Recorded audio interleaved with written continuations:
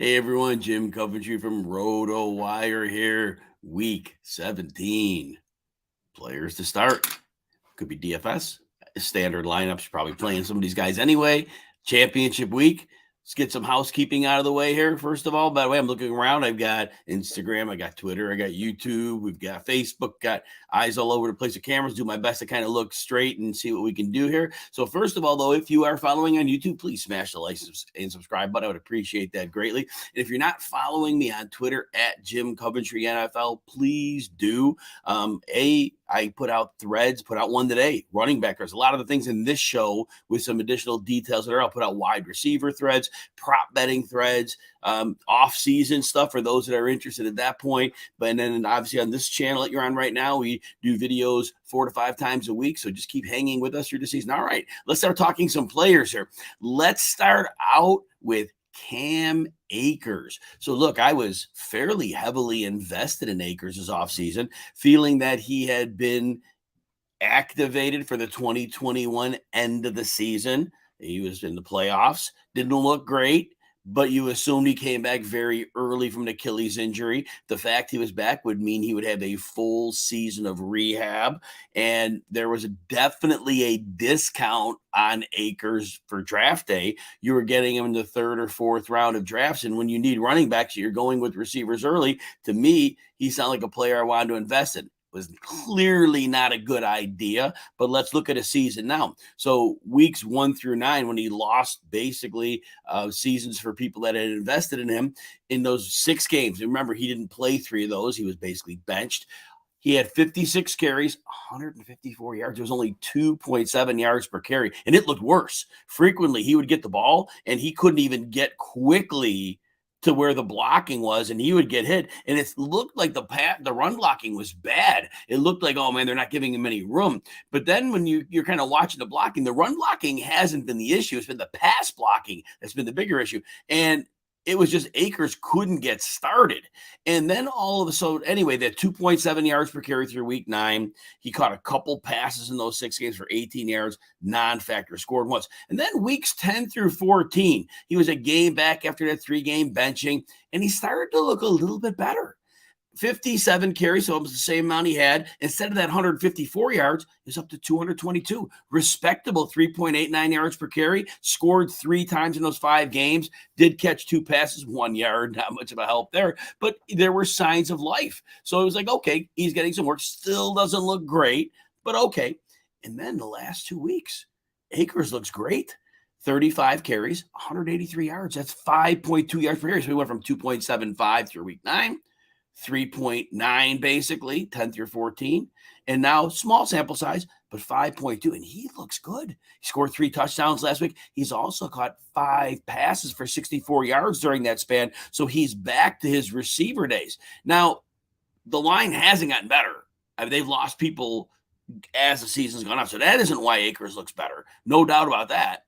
And I mentioned earlier, he just wasn't getting to the line quickly, and he was getting hit, and then he was automatically going down. So this week, you're in the fantasy championship game. He's playing the Chargers.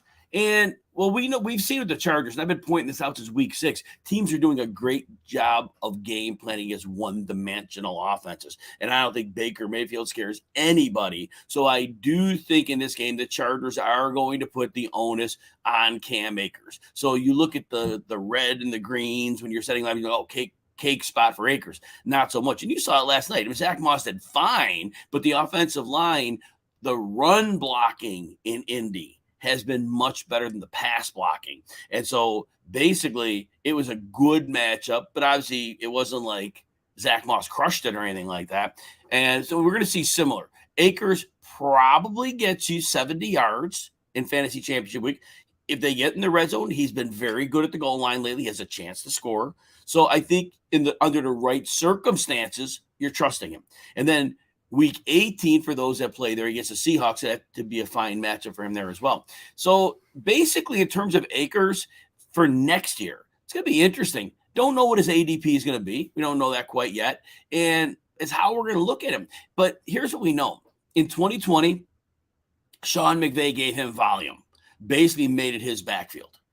This season down the stretch, not that they had anybody else, But basically, Akers now is back to being a big part of the offense. And I know Malcolm Brown mixes in, and I know Kyron Williams mixes in a bit, but Akers is getting receptions. We know that McVay will use him in a primary workhorse role. And so at this point now, the fact that we've seen his talent to a degree come back, he is somebody that you're going to consider depending where his ADP is. I think at this point, nobody wants to go overboard. I think everybody's been burned pretty heavily by that. But to say he's the top 24 back next year, if he's going to get that type of volume is king.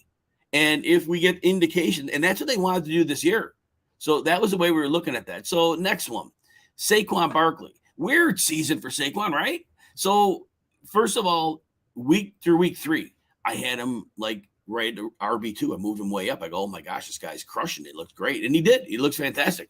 And then he still was playing really well through like week 10. After those first 3 weeks were really, I did one like moderate game in there, but he had a couple games near 30 fantasy points. And then he was just a steady, strong producer through week 10.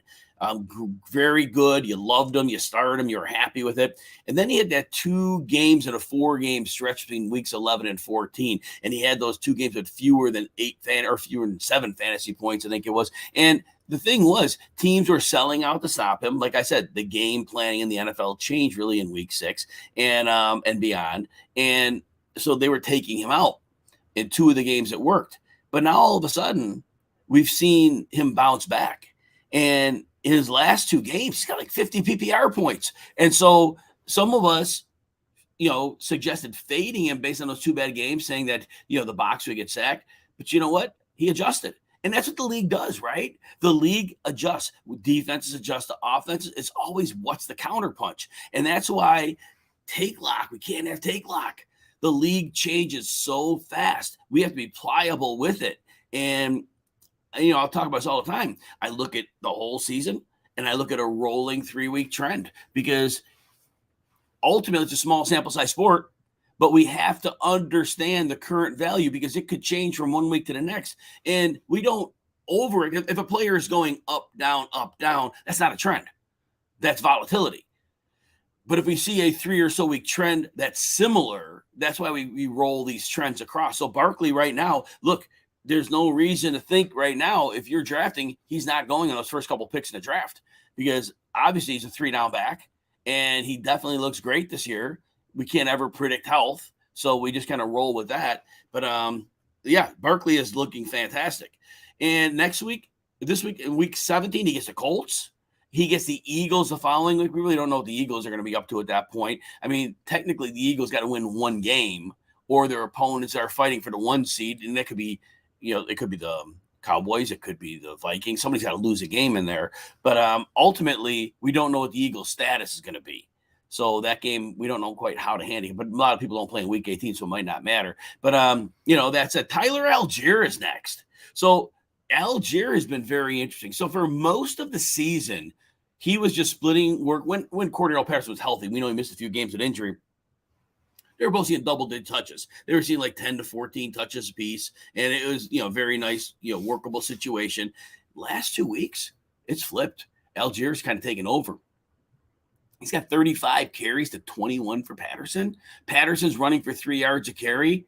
Allgeier's running for 6. Yeah, tough matchup against Baltimore. Looked really good. And they're getting him involved in the screen game as well.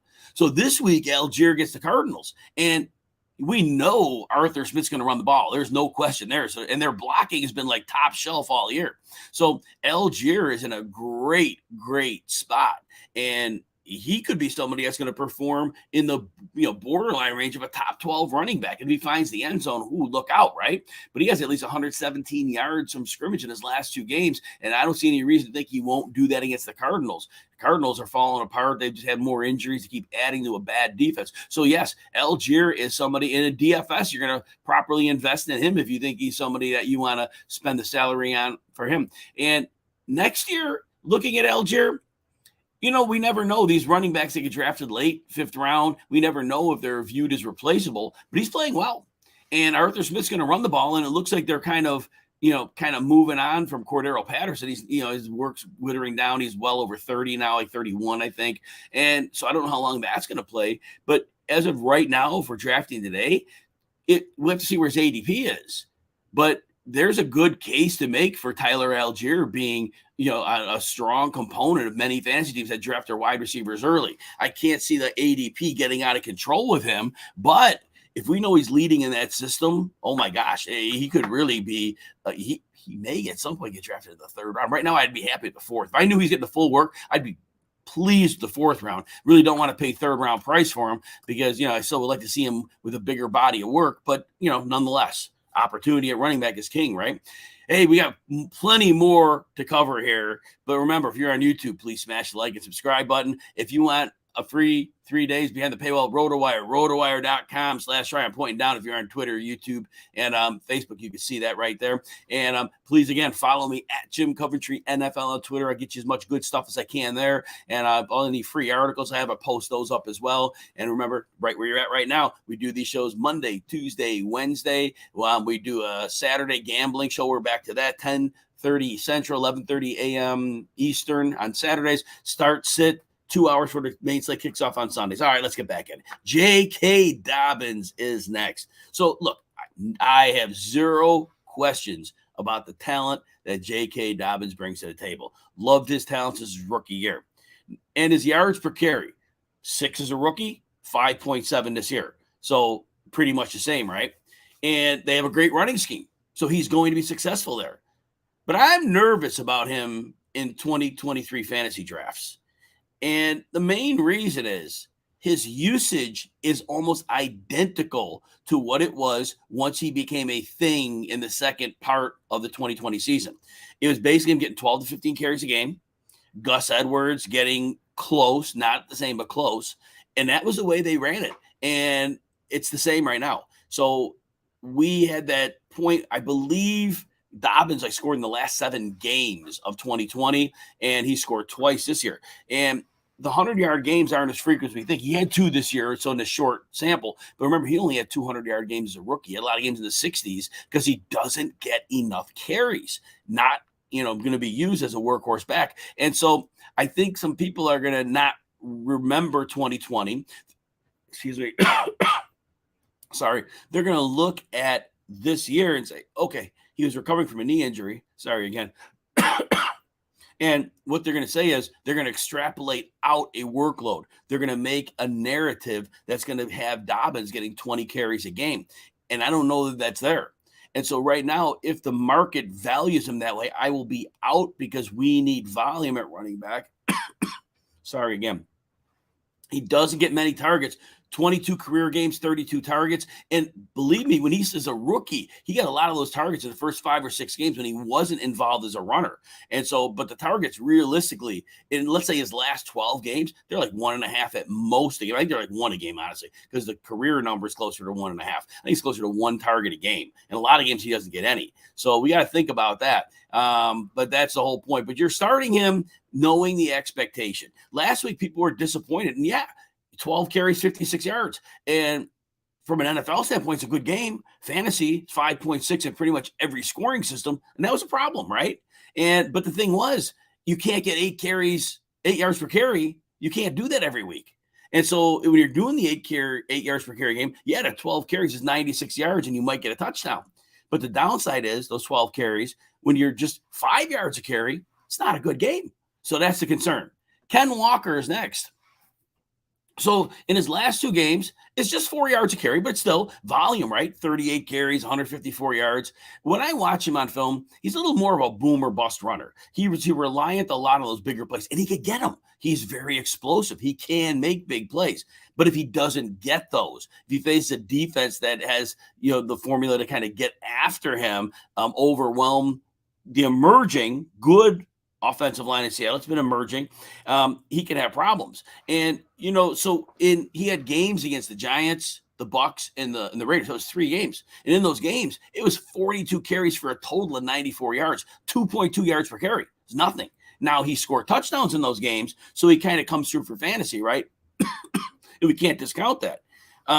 His 3 big games, 2 of them against Arizona, who's terrible, and then the Chargers, who again, if the team is depending what teams are looking to defend, then with DK Metcalf and Tyler Lockett being out there for that game, well, yeah, it wasn't going to be a game they were looking at Ken Walker. And so he took advantage of the bad matchups, 5.3 yards per carry. And he did score 5 touchdowns in those 3 games. So he's facing the Jets this week. That's a rough matchup. The Jets, in my opinion, did not show up for that game against Jacksonville. They laid an egg defensively, I thought. I was not pleased with their defensive effort. I have to imagine at this point, Mike White gives them a shot in the arm. I wonder if Zach Wilson being in there really just kind of took the steam out of the defense because I think they're just tired of him. I could be wrong. It's narrative, right? But it would make sense. It's an emotional game. I think with Mike White back in there, they're fighting for their playoff lives. I think the defense comes up big here. It's going to be a rough game for the Seahawks this week. But Ken Walker is getting the volume. So you play him, right? Depending on your situation, of course. Now, ETN, like I said, got to them last week, but I don't think they showed up defensively. It was really not a good game for them.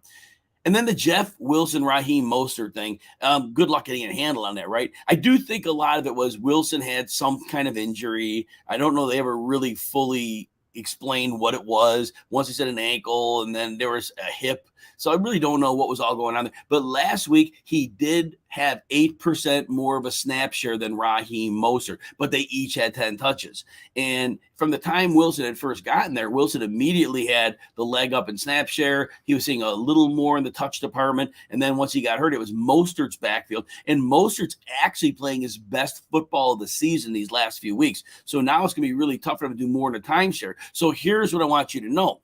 When you are looking at setting your fantasy lineups this week, you're probably looking in the area of 10 to 12 touches each, and it's going to be their ceiling could be capped. Now, either could score a touchdown, either could break a longer run, and there's that. Now, they're playing New England this week. It's not a good matchup. New England's very good against the run. We're not sure what Tua's availability is. We heard he got put in the concussion protocol, and after having missed 2 games already due to some grisly head injuries, personally, I'm not a doctor, but I would be a little bit surprised if he played in that game. And if he doesn't, Teddy Bridgewater is going to have a certain level, a lesser level on the defensive attention, and that run game could struggle. But I'm still going to play Wilson and Mostert, understanding their volume. Understanding when they're both healthy, they look at 10 to 12 touches, like I said, and the yardage that goes with it, understanding they don't score, it's not going to be much of a fantasy game. So you're probably looking more in the flex range, unless you're really hurting at running back 2 in a 12-team league, and then you might put them in there. All right, let's see if you have any questions here. We have Joseph Moreno's here. Hello, Joseph. Made it to your championship. Congratulations. Tony Pollard's hurt. Well, the good news is that's a Thursday night game. So we will have clarity on this situation. Now, Tennessee Titans, they might be falling all kinds of apart, but they're a good run defense, and they're very hard to run. But somebody, a perimeter guy like Pollard, if he plays, would be fine. Now you got Pacheco, you got Singletary. Singletary is now a little bit below 60% of the snaps. He had been closer to 75 to 80 for a while earlier in the season. He's getting your 12 to 14 touches. Doesn't really see the end zone a lot. Last week we kind of called he would score against the Bears, and he did. But there's concern now this week. I'm trying to think who they're playing, and I usually don't turn the page completely. Let me see who they're playing this week. Singletary. Oh, they're playing. Oh, that's a rough match. They're playing the Bengals on Monday night. DJ Reader, when he's in there, you can't really run on them like much at all. So Singletary is going to be a weak play this week. Pacheco kind of let us down last week. He had a great match. They're playing Denver. Now, Denver, you can run on them. Game script's been very weird for the Chiefs. Right now, I would say this. Since you have the luxury of knowing Thursday night out, 90 minutes before kickoff, they'll name their actives. If Pollard is active, I really believe you play Tony Pollard, because in the passing game he'll get used. I believe his explosiveness will take advantage of it. And you know what? And we don't know how, and this might be a Thursday question. It's going to be a good day to send questions over, because I got to find out more of how Mike Vrabel is going to handle that game, because obviously their playoff game is going to be against Jacksonville in week 18. This week 17 game is actually meaningless, but they've lost 5 in a row. And I said earlier, they're going to want to get some momentum going into that game. But if they have Tennessee has players who are injured or not 100%, they will want to sit them out. They will want to get them healthy for that Jacksonville game. And defensively, they've had a lot of injuries. That's the side of the ball I could really see them sitting people. So if Pollard is healthy, my guess is Pollard's going to be a really, really strong fantasy play and I would go with him. Now, it's a road game, not really worried about that part of it. But I'd recommend at Jim Coventry and NFL on Twitter, shoot me that question for if there's clarity on Thursday. I would probably place Pacheco second in this group. Denver's ultimately way more easier to run on than Cincinnati. It's going to be really hard for Singletary to do that one. All right. And then you have a Dallas defense or Chargers defense. So the Chargers get the Rams, and they are bringing the heat. And I've been telling people this for weeks. They scheme up that pressure well, and obviously Baker Mayfield's going to be in a world of hurt here with that bad offensive line and the schemed up pressure, not just the front four, but they're just really knowing when to get people blitzing at the right time. I would roll with that. Dallas is interesting, but they're on the road. There's that. The Chargers, well, they both play in the same stadium, them and Rams. Is technically a home game, but it's home for both of them. But I would go to home team. Chargers are hot defensively. Derwin James hopefully clears the concussion protocol. He's not going to be suspended for that game, so that's good. Got a question from Chad on Instagram. I think McCaffrey will rest. They can improve. They're still eligible for the number one spot, to my opinion. I heard this morning, at least I was reading on CBS Sports, they still are alive for the number one seed. And it's all about seeding right now. They have their division one, but there's all kinds of seeding. Let me take a quick look here at the schedule. But that's going to be like, even with the Chargers, the Chargers, they made the playoffs, but, and I know it's a different situation, not one you're talking about, but we need to understand that a lot of these teams are playing for seeding. Let's take a look at the standings here. Let's do the conference standings here. And so the 49ers, the 49ers are one game back of the Vikings for the 2 seed. And they're 2 games back of Philly. Now, I'm not sure how the tiebreaker is, but I want to say I read on CBS Sports that they could potentially get that. So if you could even move up a spot, I think you do. And so San Francisco, and the other thing is really moving up is huge because the 4 seed is going to probably end up playing Dallas. And I don't think anybody wants a piece of Dallas in that first round. That would be a horrible first round draw. Not that they would be worried about not beating them, but man, the higher the seed this year, the easier your matchup. Don't see any other questions. Thanks for hanging out with me, everybody. Have a great day, and we will talk soon.